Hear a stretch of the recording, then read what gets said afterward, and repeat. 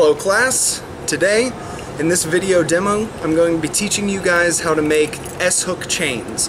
These chains are really good to make for a beginner because they don't involve welding and they work off of the same techniques that we've been trying to teach you of squaring, tapering, and scrolling.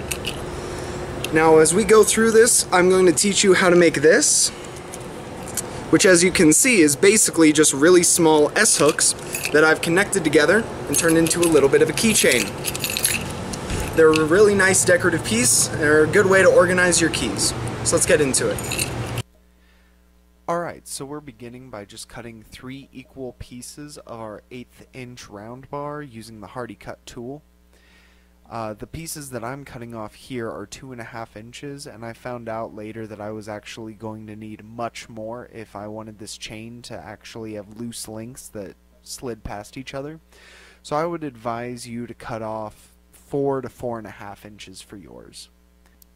And as you can see, I'm just making enough of a cut that I'm able to go in with some tongs and snap the end off.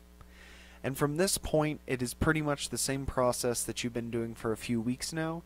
We're going to establish a square and then start tapering that square to a point.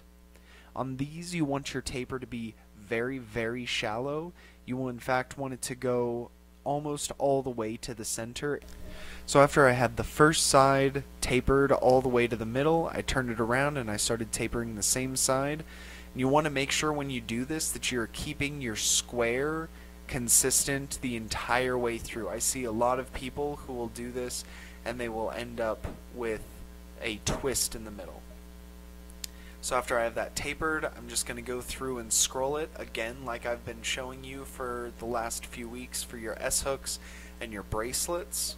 As you can see, at a certain point I had to switch to some of the narrow box jaw tongs because the bolt tongs were no longer gripping onto it well enough to hold.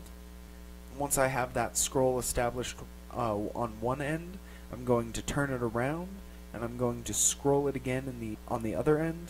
Make sure that your scrolls face opposite directions, and then you're going to bend it.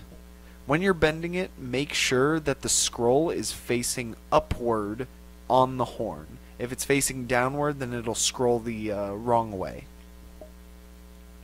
And this was about when I realized that I did not cut these pieces long enough to actually do this.